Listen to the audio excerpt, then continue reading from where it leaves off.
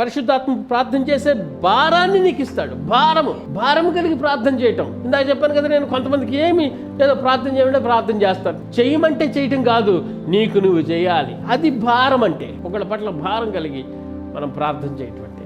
నశించుచున్నటువంటి ఆత్మలు ఎన్నో ఉన్నాయి. మనం ప్రార్థన చేస్తున్నామా? మన కుటుంబంలో రక్షించబడినటువంటి వాళ్ళు ఉన్నారు, మనం ప్రార్థన చేస్తున్నామా? వాళ్ళ కోసం కన్నీళ్లు కాచి ప్రార్థన చేస్తున్నామా? ఉపవాసం ఉండి ప్రార్థన చేస్తున్నామా? వాళ్ళతో మాట్లాడటానికి ప్రయత్నం చేస్తున్నామా? లేదే. దేవుడు ఎప్పుడో కార్యం చేస్తాడండి. నీ ప్రార్థన కోసం దేవుడు ఎదురు చూస్తున్నాడు, నీ మాట కోసం దేవుడు ఎదురు చూస్తున్నాడు, నీ చేత చెయ్యాలని దేవుడు ప్రణాళికలు కలిగి ఉన్నాడు. నువ్వు ఆలస్యం చేస్తే ఆలస్యం అయిపోతుంది, ఆయన రక్షణ ఆలస్యం అయిపోతుంది. ఒక్కోసారి ఆయన చనిపోవచ్చు కూడా. దానికి కారణం మనమే అని చెప్పి భయంకరమైనటువంటి పరిస్థితులు. దేవుని బిడ్డలారా, చాలా సందర్భాల్లో దేవుడు మనల్ని వాడుకోవాలని చూస్తూ ఉంటాడు. నినివే పట్టణంలో ఉన్నటువంటి ప్రజల్ని ఒక వార్త తీసుకెళ్ళి వాళ్ళకి చెప్పు, వాళ్ళ పాపం ఆకాశాన్ని అంటింది, నా కోపం వచ్చేసింది, వాళ్ళని తగలబెట్టబోతున్నాను, అగ్ని వచ్చేసి వాళ్ళని నాశనం చేయడానికి నేను ఆల్రెడీ డిసైడ్ చేశాను, ఆ వార్త చెప్పమని చెప్పి యోనాకి చెప్తే యోనా ఏం చేశాడు?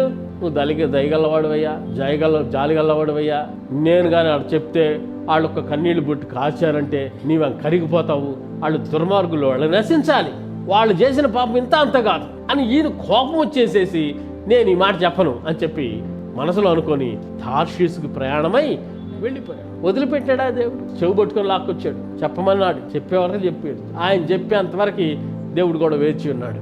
మోషే ఏం చేశాడు? చేయకూడదు చేశాడు, ట్రైనింగ్కి వెళ్ళిపోయాడు, లేకపోతే అరణ్యంకి వెళ్ళిపోయాడు, అక్కడికి పెళ్లి చేసుకొని హాయిగా ఉన్నాడు. మోషేని దేవుడు ఏర్పాటు చేసుకొని మరి హిబ్రీలందరినీ లేకపోతే ఇశ్రాయేలీల ప్రజలందరినీ అక్కడి నుంచి రక్షించడానికి మోషే ఏర్పాటు చేసుకుంటే పరిస్థితులు బాగున్నాయి అనుకున్నాడు. కానీ దేవుడు మాట్లాడాడు, రా.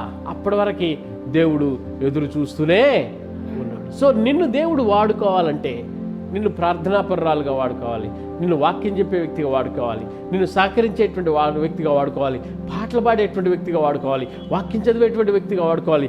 సంఘంలో ఏదొక రీతిలో ఏదొక అవయవంలాగా సంఘంలో ఉన్నటువంటి అవయవాలో ఉన్నటువంటి మరి సంఘంలో ఉన్నటువంటి చిటికినేలాగానో, చెయ్యిలాగానో, కన్నులాగానో, ముక్కులాగానో ఏదొక విధంగా దేవుడు వాడుకోవాలని ఆశపడుతూ ఉన్నాడు. నీవు వాడబడాలి. దేవుని సన్నిధిలో వాడబడాలంటే దేవుని పరిశుద్ధాత్మకి మనం చోటు ఇవ్వాలి.